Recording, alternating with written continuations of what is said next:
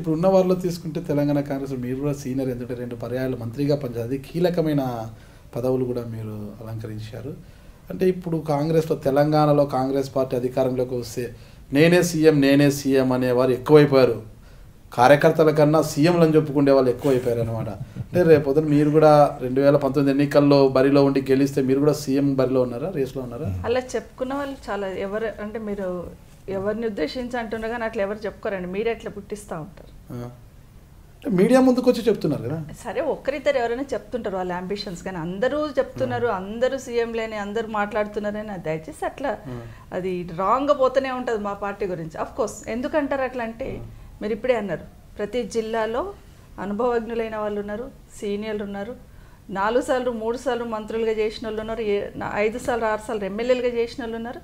సహజంగా ప్రజలు కూడా ఆలోచిస్తుండొచ్చు, ఓహో వీళ్ళు సీనియర్లు కాబట్టి వీళ్ళు రేస్లో ఉన్నారు. అఫ్ కోర్స్ ఏదన్నా ఉంటే ఇంటర్నల్గా మా పైన ఒక అధిష్టానం ఉంది, మా అధ్యక్షులు ఉంటారు, ఇక్కడ పీసీసీ అధ్యక్షులు ఉంటారు, సిఎల్పి లీడర్ ఉంటారు, ఏదన్నా సమిష్టిగా అక్కడ నిర్ణయం తీసుకుంటాం తప్పిస్తే మేము ముఖ్యమంత్రి అని పరిగెత్తాల్సిన ఉత్తమ్ కుమార్ రెడ్డి గారు నేనే సీఎం అంటారు, జానారెడ్డి గారు అంటారు, కోమటిరెడ్డి గారు అంటారు, అందరూ మీడియా ముందుకు వచ్చి తెలంగాణ అంటూ ఎప్పుడు అనలేదండి. ఉత్తమ్ కుమార్ రెడ్డి గారు, జానారెడ్డి గారు ఎప్పుడు అనలేదు. మీడియా కటింగ్స్ కూడా ఉన్నాయి మేడం, మీడియాలో కూడా వచ్చాయి. ఇటీవల ఉత్తమ్ కుమార్ రెడ్డి గారు ఒక సర్వే నిర్వహించారు కదా, దాదాపు 70 పైచిలకు స్థానాలు వస్తాయి, 50 ఈజీగా వస్తాయి, ఒక 20 స్థానాలు గట్టిగా ఫైట్ చేయాల్సి వస్తుంది అంటున్నారు కదా. అది ఎంతవరకు వాస్తవం అంటారు? 100% వాస్తవం. ఇంకా ఎక్కువ వస్తాయి, అధ్యక్షులు తక్కువ చెప్పారు. అంటే సర్వే తప్ప ఉత్తమ్ కుమార్ రెడ్డి గారు తప్పు కాదండి, ఆయన చేపించిన టైంకి అట్లా రిపోర్ట్స్ వచ్చినాయేమో. రాను అధికార పార్టీ చేస్తున్న పనులు కానివ్వండి, వాళ్ళు ఇచ్చిన హామీలు నెరవేర్చకపోవడం కానివ్వండి, ప్రజలకు ఇప్పుడిప్పుడు వాస్తవాలు అర్థమవుతున్నాయి గ్రౌండ్ లెవెల్లో. అంటే వీళ్ళు ఇన్ని రోజులు మభ్య పెట్టుకుంటూ మాటల గారెడుతో పాలన చేస్తున్నారు కదా, ఇప్పుడు ఫ్యాక్ట్స్ ఏందనేది కింద జనాలకు కూడా అర్థమవుతుంది. మీరు మళ్ళీ రహస్య సర్వే చేయించారా? అవసరం లేదండి, మా అధ్యక్షులు చేయించున్నారు. నేను అనేది ఏంటంటే మా అధ్యక్షులు చెప్పిన దానికన్నా ఇంకెక్కువ వచ్చినా ఆశ్చర్యపోక్కర్లేదు. అదే అధ్యక్షులు చెప్పిన దానికన్నా ఎక్కువ వస్తాయి అంటున్నారు, అంటే రహస్య సర్వే ఏమైనా చేయించారు? లేదు. మీరేమైనా చేయించారా? లేదండి. కార్తిక్ రెడ్డి గారు ఏం లేదా? 2019 ఎలా పరిస్థితి ఉండబోతోంది, నేను మా అమ్మగారి గెలుస్తామా లేదా?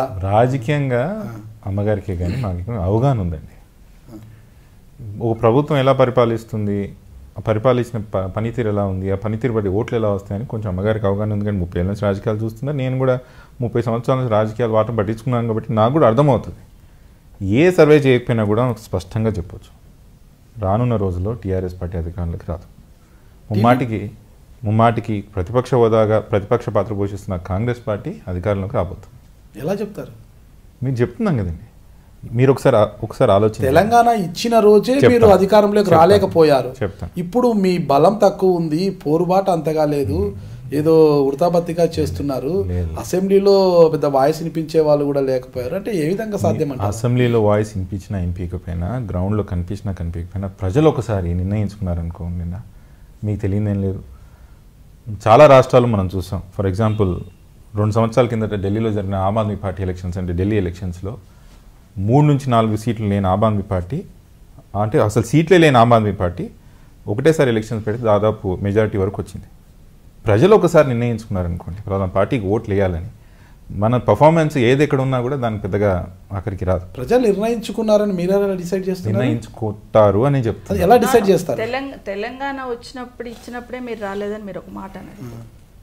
తెలంగాణ ఇచ్చున్నాం అనేది కాంగ్రెస్ పార్టీ అనేది ఇప్పుడైనా అందరూ యాక్సెప్ట్ చేస్తుండ్రు, సంతోషం. ప్రజల కింది వరకు కూడా వెళ్ళింది. దాన్ని మీరు బలంగా తీసుకెళ్ళలేదు కదా 2014 ఎన్నికల్లో. తీసుకోకపోవడం కాదు, ప్రజలకు తెలియలేదని అనుకోకండి. అప్పటికైనా కాంగ్రెస్ పార్టీ లేకపోతే తెలంగాణ వచ్చేది కాదని ప్రతి తెలంగాణ బిడ్డకు తెలుసు. కేసీఆర్ కూడా ఒప్పుకున్నాడు. అంటే పూర్తి స్థాయిలో అది అంటే క్షేత్రస్థాయిలోకి మీరు తీసుకెళ్ళలేకపోయారు, ఆ వైఫల్యమే కదా ఇక్కడ. మొన్న జరిగిన ఎన్నికల్లో అంటే కేసీఆర్ గారు ఇచ్చిన హామీలు, అసాధ్యమైన హామీలన్నీ ఇచ్చేసి, ఒకటి అయితే 10 సంవత్సరాలు మేము రూలింగ్లో ఉన్నాం.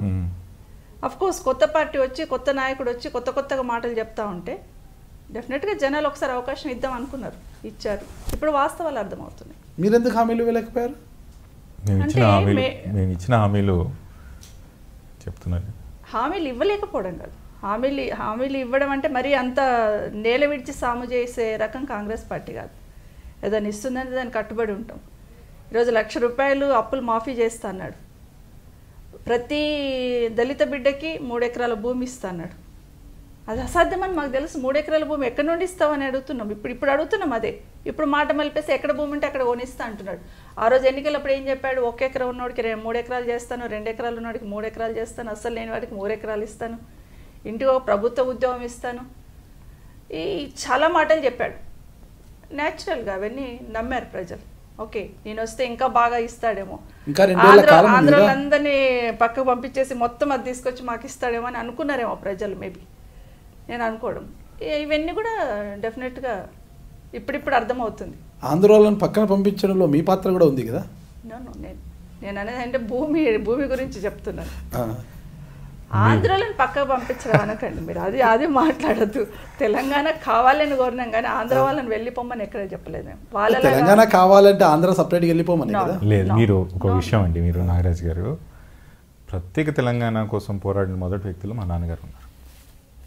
తెలంగాణ కావాలన్నమే కానీ ఆంధ్ర ప్రాంతంలో సంబంధించిన వ్యక్తులను ఇక్కడికి వెళ్ళిపోమనే కానీ వాళ్ళ ఆస్తులను ఇబ్బంది పెట్టమని కానీ వాళ్ళ వ్యాపారాలను ఇబ్బంది పెట్టమని ఈరోజు మేము చెప్పలేదు. ఇంద్రారెడ్డి గారి కుటుంబంగా అమ్మగారు ఆ రోజు బాధ్యత గల స్థానంలో హోమ్ మినిస్టర్గా ఉన్నా కూడా కాంగ్రెస్ పార్టీ కూడా చెప్పలేదు. కాంగ్రెస్ పార్టీ కూడా ఏనాడు చెప్పలేదు. అంటే మేము చెప్పలేదు, కాంగ్రెస్ పార్టీ చెప్పలేదు. చెప్పిన వ్యక్తి ఎవరు? మేము ఇప్పుడు నువ్వు చెప్పినావు కదా, చెప్పిన దానికి మాట నిలబడు, అందరూ నిలబడటని మేమేమి అంటలేం.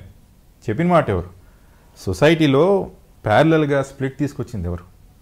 ఇటు తెలంగాణ వాళ్ళని, ఇటు ఆంధ్ర వాళ్ళని సమాజంలో మొత్తం వర్టికల్గా స్ప్లిట్ తీసుకొచ్చింది కేసీఆర్. అది మేము కాదు. సరే, అది పక్కన పెట్టండి. ఎన్నికల్లో మీకెందుకు ఓట్లు వేయలేదు, వాళ్ళకి ఎందుకు టీఆర్ఎస్ పార్టీకి ఓట్లు వేశారని మీరు విషయం అడిగినారు కదా. ముఖ్యమంత్రి గారు ఆ రోజు క్యాంపెయిన్లో ఉన్నప్పుడు చాలా విషయాలు అమ్మగారు చెప్పినట్టు చాలా విషయాలు అగ్రెసివ్గా చెప్పుకుంటూ పోయినారు. వాగ్దానాలే కానీ అదే కానీ. అదే కాకుండా రెండో విషయం ఏంటంటే తెలంగాణ ఉద్యమం కొట్లాడింది నేను కొట్లాడినందుకే తెలంగాణ వచ్చిందని సటిల్గా చెప్పుకుంటూ వచ్చినాడు. ప్రజలు ఆ విషయం నమ్మినారు. కాంగ్రెస్ వాళ్ళు తెలంగాణ ఇచ్చినారనే విషయం ప్రతి ఒక్కరికి తెలుసు. ఈరోజు ఎవరు తెలియదేం లేదు. తెలంగాణ ఇచ్చిందని కేసీఆరే చెప్పినాడు. సోనియా గాంధీ గారు లేకపోతే అసలు మాకు తెలంగాణ వచ్చేది కాదు, ఆమెకు మనమందరం రుణపడి ఉండాలని కేసీఆర్ చాలాసార్లు చెప్పినారు. కానీ ఆమె ఇచ్చింది నా వల్లే అని అక్కడక్కడ మెల్లగా ప్రచారం చేయడం, వాళ్ళ కార్యకర్తలు ప్రచారం చేయడం, ఆయన కూడా సటిల్గా చెప్పడం, అది ప్రజలని బాగా మోటివేట్ చేసిందని నేను భావిస్తున్నాను. ఇప్పుడు మీరేమంటున్నారు? కేసీఆర్ గారు ఇచ్చిన హామీలను నెరవేర్చలేకపోతున్నారు. దళితులకు భూమి అన్నారు, దళితులు సీఎం చేస్తామని, ఇలాంటి అలవి కానీ ఆ హామీలు ఇచ్చి ఇప్పుడు నెరవేర్చడం, డబుల్ బెడ్రూమ్ ఏం నెరవేర్చలేదు అంటున్నారు. అయితే వీటి మీద కాంగ్రెస్ పార్టీ మీదైన శైలిలో ఉద్యమాలు చేస్తున్నారు. కానీ ఉద్యమాల వరకు దాన్ని కార్యాచరణ రూపంలో అంటే క్షేత్రస్థాయిలో ప్రజలకి పూర్తి స్థాయిలో వివరించదగ్గ మేరకు కార్యక్రమాలు చేయలేకపోతున్నారు కదా? చేస్తున్నామండి, చాలా కార్యక్రమాలు చెప్పడంలోనే నెమ్మదిగా ఉన్నారంటే ఆ కార్యక్రమాలు కూడా నెమ్మదిగానే ఉంటున్నాయేమో. అట్లా కాదు, అగ్రెసివ్గా చెప్పాలంటే ఎంతసేపు పట్టదు. ఎందుకు చేస్తున్నాం అండి. మేము మొదటి నుండి మొదలు పెడితే అంటే గట్టిగా పోరాడే వాళ్ళకి గట్టిగానే వస్తాయి మాట. ఒక మాట చెప్తాను. మొదటి నుండి ఎందుకు మేము మొదలు పెట్టలేదంటే సపోజ్ రాగానే ఒక 1 year మొదలు పెట్టామనుకోండి. 1 year ముందు ఏమన్నారండి టీఆర్ఎస్ పార్టీ వాళ్ళు, ముఖ్యమంత్రి, మంత్రులు, మేము సంవత్సరం పసిగుడ్డుము అన్నారు. ఏమన్నా అడుగుతానేమో సంవత్సరం పసిగుడ్డుము, నిన్నగాక మొన్ననే వచ్చినాము, అప్పుడే అన్ని అభివృద్ధి చేస్తామా, అన్నీ అవుతాయా, మేము అన్న ప్రకారం చేస్తామన్నారు. 2 సంవత్సరాల తర్వాత అడిగినాం. 2 సంవత్సరాల తర్వాత కూడా మేము 2 ఏళ్ళ పసిబిడ్డము, మాకు అన్నీ అడుగుతున్నారు అని అన్నారు. నిన్నగాక మొన్న ఒక మంత్రి మాట్లాడుతూ మేము 3 సంవత్సరాల పసిగుడ్డుము, ఇప్పుడే అడుగుతారు మమ్మల్ని అంటున్నారు. మేము అడుగుతూనే ఉంటే వాళ్ళు ఎట్లయిపోయిందంటే వాళ్ళు ఇష్యూ డైవర్ట్ చేయడానికి అవార్డ్స్ వస్తేనేమో మా గొప్ప అంటున్నారు. ఏదన్నా హైదరాబాద్కు మంచి సిటీ అని అవార్డు వచ్చినా, లేకపోతే బాగా అభివృద్ధి చెందిన తెలంగాణ అవార్డు వస్తేనేమో ఇది మా గొప్పతనం అంటున్నారు. అయ్యా సమస్యలు ఇట్లున్నాయంటే మేము నిన్నగాక మొన్ననే కదా 3 సంవత్సరాలు మేము పసిగుడ్డుము, ఎట్లా అడుగుతున్నారు మీరు అనే మాట మాట్లాడుతున్నారు. మేము అడిగే లెవెల్లో మేము అడుగుతున్నాం, ప్రజల దగ్గరికి తీసుకెళ్ళున్నాం. ప్రజలకు కూడా ఫ్యాక్ట్ ఇప్పుడు అర్థమవుతుంది. ముఖ్యంగా ఫస్ట్ ఆయన చెప్పిందే రైతులకి రుణమాఫీ చేస్తాను. అక్కడనే ఫస్ట్ ఫెయిల్ అయిపోయింది ఆయన. ఫస్ట్ అసెంబ్లీలోనే ఆయన మాట తప్పిండు అనేది క్లియర్గా అర్థమైంది. ఒక దళితుని ముఖ్యమంత్రి చేస్తాడు, అక్కడనే మాట తప్పినాడు. అదే ప్రజలకు అర్థమైంది. సరే ఈరోజు 3 ఎకరాల భూమి అన్నాడు, ఎక్కడ ఇవ్వలేదని తెలుసు. డబుల్ బెడ్రూమ్ ఇల్లు అన్నాడు, ఎక్కడ ఇవ్వలేదని తెలుసు. పోస్ట్ ఖాళీ ఉన్నా కూడా, ప్రభుత్వ ఉద్యోగాలు ఖాళీ ఉన్నా కూడా ఫిలప్ చేయట్లేదు అనేది క్లియర్గా అర్థమవుతుంది. సో ఇవన్నీ మేము తీసుకుపోయే యాంగిల్లో మేము తీసుకెళ్తున్నాం. ప్రజల దగ్గరికి ఏ విధంగా తీసుకెళ్లాలనేది మేము తీసుకెళ్తున్నాం. డెఫినెట్గా ప్రజలు న్యాయ నిర్ణేతలు ఖచ్చితంగా రాబోయే ఎన్నికల్లో ఆయనకు బుద్ధి. నమస్కారం అండి, నేను మీ సవిత ఇంద్రారెడ్డిని. నా ఇంటర్వ్యూ 18 న్యూస్లో చూడండి. నమస్కారం అండి, నేను కార్తిక్ రెడ్డి. నాది మరియు మా అమ్మగారిది ఇంటర్వ్యూ మీరు iDreamsలో తప్పకుండా చూడండి. నాగరాజ్ అన్న చాలా అంతర్గత విషయాలు మాలో తెలుసుకొని మీ ముందు పెట్టే ప్రయత్నం చేశాడు. చూసి ఆస్వాదిస్తానని కోరుకుంటున్నాను. నమస్కారం.